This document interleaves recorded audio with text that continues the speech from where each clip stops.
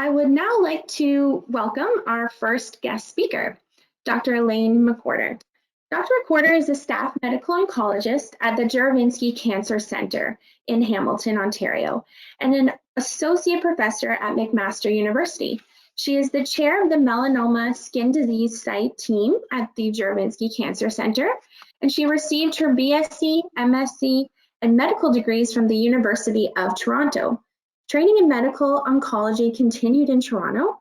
She completed a fellowship in investigational new drugs at Princess Margaret Hospital. Her interests include new drug development in melanoma and gastrointestinal cancers and melanoma prevention.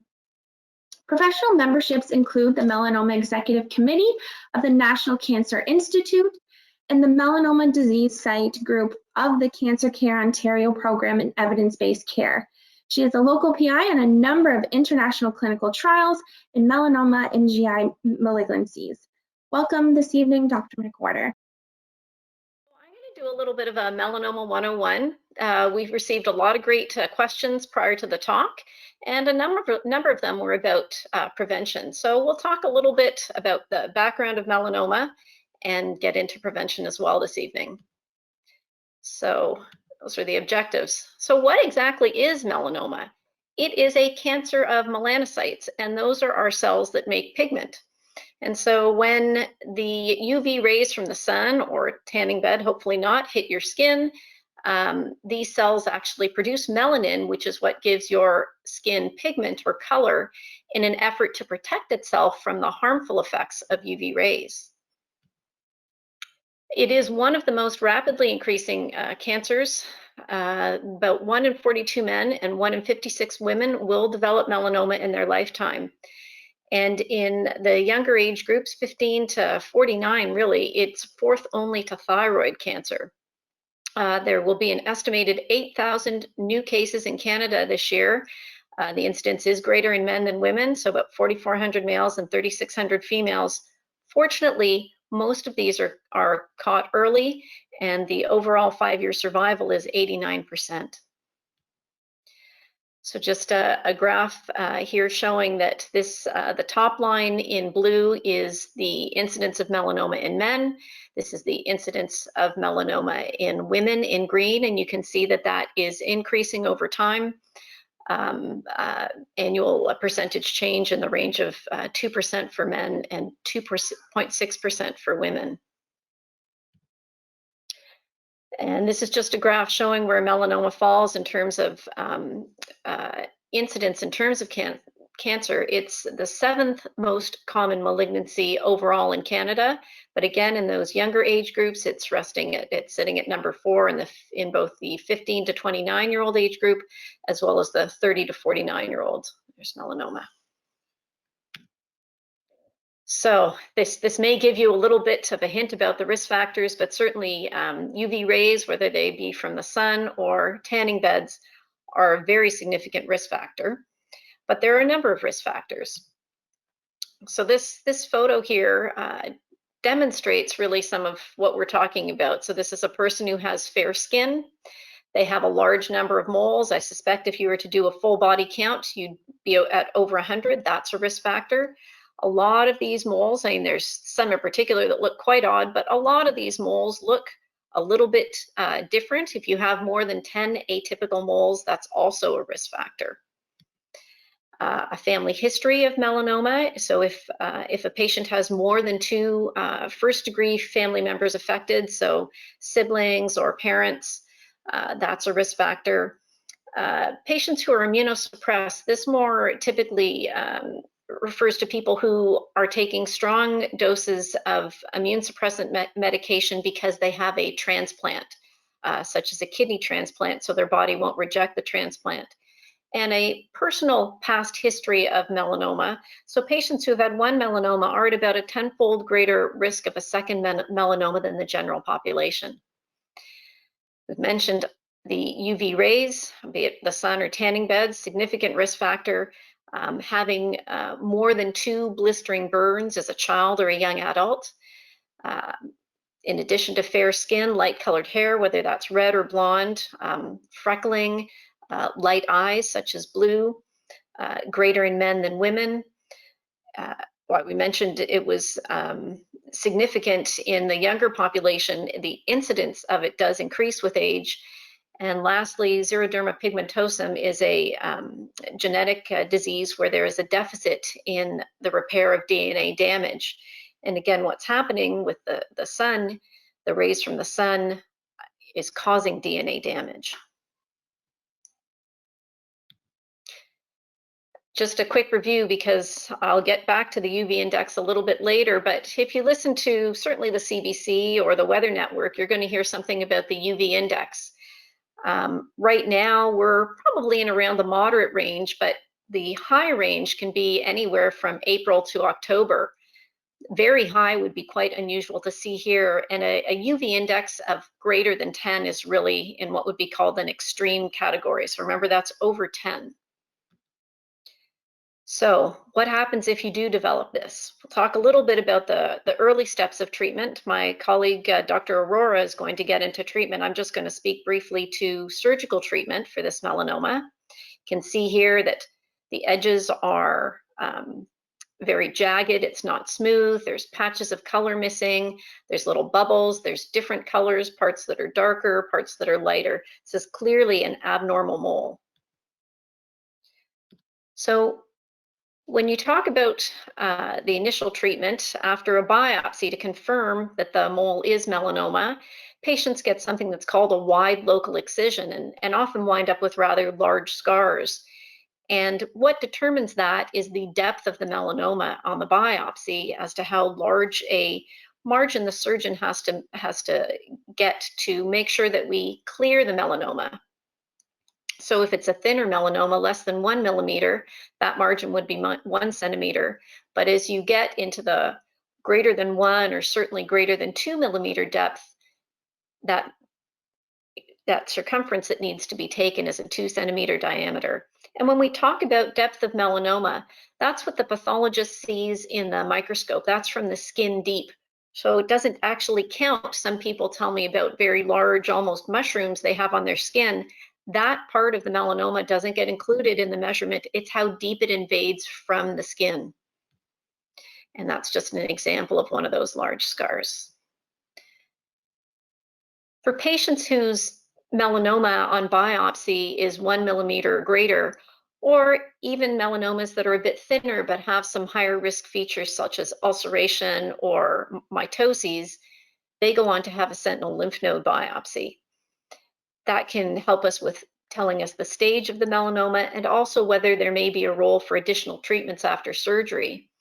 Clinical trials established a significant change in practice back in 2017 that we no longer routinely do something called a completion lymph node dissection, with one of the things being really important there is there has a significant decrease in lymphedema, which is one of the side effects that we can see. That's extra fluid in the arm or the leg after a large number of lymph nodes have been taken out. So what are the risk factors of a melanoma that make it at risk for potentially coming back? So certainly how deep it is, the Breslow thickness in millimeters. If the melanoma is ulcerated, that doesn't necessarily correlate to a patient telling us that their mole was bleeding. It's a diagnosis that the pathologist tells us when they look under the microscope, and certainly whether the melanoma has spread to lymph nodes. So what can you do to reduce your risk of melanoma? Certainly no tanning beds, and I cannot stress this enough, and we'll talk a little bit about why that's so important. Tanning bed is basically sun in a box, but it is super concentrated sun. So the bulbs that are in tanning beds are designed to mimic sun, and there's different types of UV radiation that comes from the sun. There's UVA and UVB. There's another one called UVC, but that's filtered out by the ozone layer, which is good because UVC is highly carcinogenic. UVA from the tanning beds is often 10 to 15 times greater than that of sunlight, with the average UV index in tanning bulbs being in around 13. And so we talked over 10 being an extreme UV index. And with new bulbs and some studies that have looked, that have studied behaviors of people who use tanning beds frequently, patients often want to be notified when there's new bulbs been placed in the machines. A UV index can be up to 36 in the setting of a brand new bulb, and that's really a mind-boggling number. Some studies by the Canadian Sun Survey, done initially in 2006 and repeated in 2012, found that in the 2012 survey, overall, about 9% of Canadians used tanning beds, and that was an increase from 7.2% in 2006. What was really concerning is that from 2006 to 2012, there was almost a doubling of use by students in grade 12, from 11.1 to 21%, and that there's students as young as grade 7. So we're talking 12-year-olds, incidence in the range of 2%, which is really quite concerning. The reason for that being is we know that any tanning bed use, really ever use of a tanning bed versus never using a tanning bed, is a risk factor for melanoma. However, if the age at first use of a tanning bed is less than 35, you have a 60% relative increase in your risk of melanoma. And one study that dissected this out quite carefully in terms of folks who are frequent users of tanning beds, there's a 1.8% risk increase for each tanning bed session. A little bit of history on the ban of tanning beds. This bill came out in 2011, working to enforce the Radiation Emitting Device Act to amend the use of tanning beds to be by those greater than age 18 or greater. In 2012, there was a private member's bill. Also in 2012, Oakville and Ontario became the first municipality in the province to ban minors, so those under 18, from using commercial tanning beds. And that's notable because the Melanoma Network was heavily involved in the ban on tanning beds, and Annette Sear, the founder of the Melanoma Network, is in Oakville. And then by 2013, finally, the Skin Cancer Prevention Act was passed in Ontario, which bans youth less than 18 from tanning beds. Most provinces and territories in Canada now have similar bans.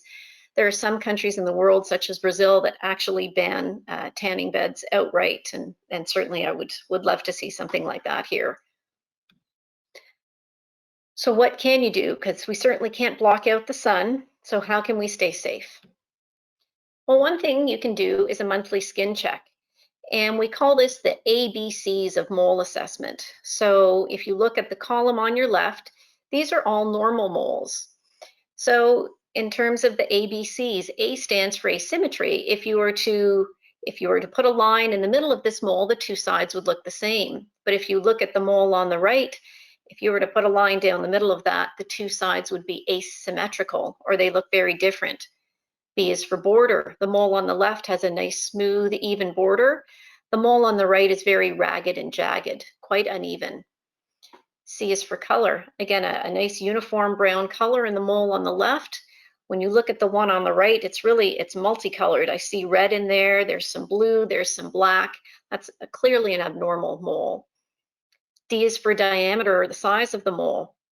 So we look here at something that is greater than 6 millimeters, which would be at the, eraser at the end of a pencil. And E is for evolving or change over time. It's developing one of the ABCs, or it is elevating. The mole was flat and now it's raised. Sometimes it can be itchy, but certainly a mole that starts to bleed in the absence of any sort of trauma or injury requires prompt medical assessment. We can also be sun safe. We don't want our patients to be sun scared. We live in a country that has a limited period of nice weather, and people like to get outside. We understand that. We just want folks to be sun safe. So we're talking about things like a wide brim hat, sunglasses. Would consider investing in some SPF containing clothing. So see a couple of examples of that here. Columbia has a very large line of SPF containing clothing. Based on the weave of fabric, you have an SPF factor, or sun protection factor, in the range of 30 to 50. And to contrast that, a white cotton t-shirt only has an SPF of 2 to 3. So this can really help you cover up, and then you just have to use your sunscreen in the exposed areas of skin. You know, my recommendation in terms of this is something that's in the range of a 30 to a 50, and really find a product that you like and carry it with you. Have it in your purse, have it in your backpack, have it in your car. It's really a don't leave home without it. Ideally, you should be putting it on before you leave home, but some other keys to sunscreen are that you really want to reapply every 2 to 3 hours. To put it on once in the morning, it does not last all day. You want to try and avoid outdoor activities in the peak hours, which is 10 to 4. And so yes, that's the bulk of the day, and it's not realistic that you're not going to be outside during that time. But remember your hats and your sunglasses and your SPF clothing or sunscreen. And if there's things you'd like to do, whether it's garden or golf or swim or what have you, try and do them earlier in the morning or later in the day if you can.